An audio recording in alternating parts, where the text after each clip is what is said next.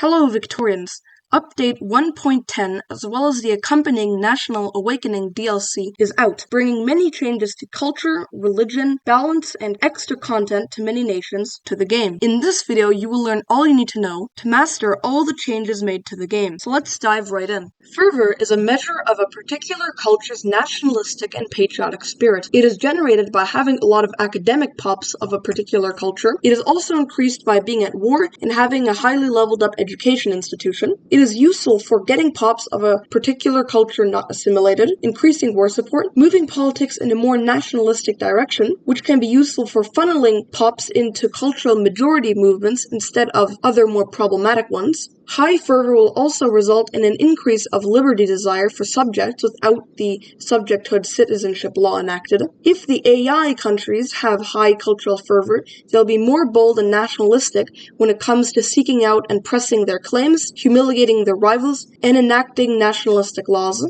Fervor is reduced by if said culture has a high average acceptance and if multiculturalism is enacted. Obstinance represents the amount of trouble caused by pops of a particular cultural or religious movement generated. Obstinance can result in reduced assimilation, tax collection, conscription, and can even reduce the impact institutions have in certain states. Obstinance is a bad thing and is best avoided. The devs changed the way discrimination traits and traits in general work to being more standardized. That means that cultures now have two traits, a heritage trait and a language trait. These heritage and language traits belong to larger trait groups. They also added traditions, which signify influence from other cultures. For example, the Eastern German culture has the Russosphere tradition due to being exposed to Russian speakers for so long. They also reworked religion and religious traits to work in a similar way. Every religion has a religious trait. For example, the Catholic religion has a Christian religious trait, which belongs to the larger Abrahamic faith group. Another cool new addition to the game is the fact that cultural and religious movements can spread to other countries as well. For example, if the Polish rise up here in Prussia,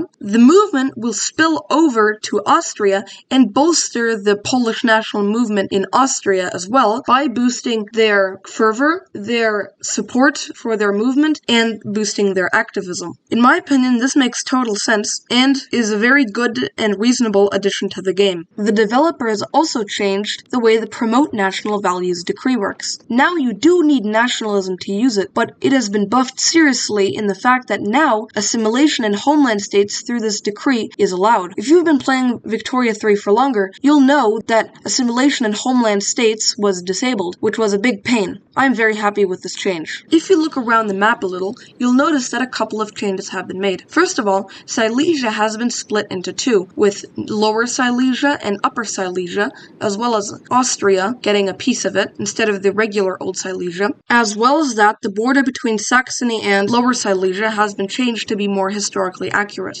Eastern Germany isn't the only place where the map has been changed. The general border is in Indochina, especially between Siam, Dainam, and their puppet states, has been changed with the addition of two new decentralized nations. The map in North America has been changed as well to better reflect until where the colonizers had pushed the frontier, so the Canadian states now no longer own northern British Columbia and the Yukon Territory. The last place where the map has been changed is the coast of Kenya, with Oman now owning a bit of it, as well as three new native nations being added along this coastal area here.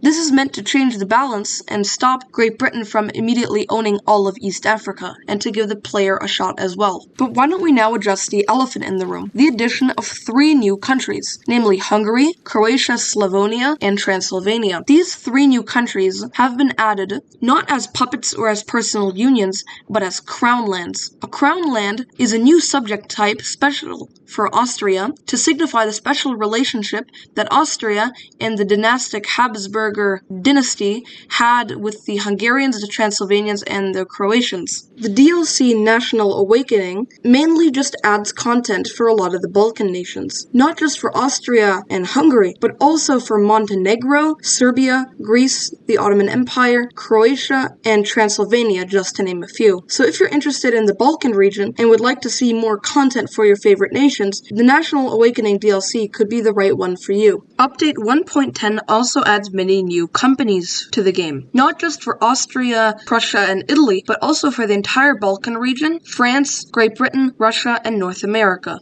Well, there you have it. Now you know all the changes made in Update 1.10 and the accompanying National Awakening DLC. Now you're ready to take on Victoria 3 with the new challenges the update brings. Don't forget to like the video, subscribe to my channel, and thanks for watching, and I'll see you in the next one.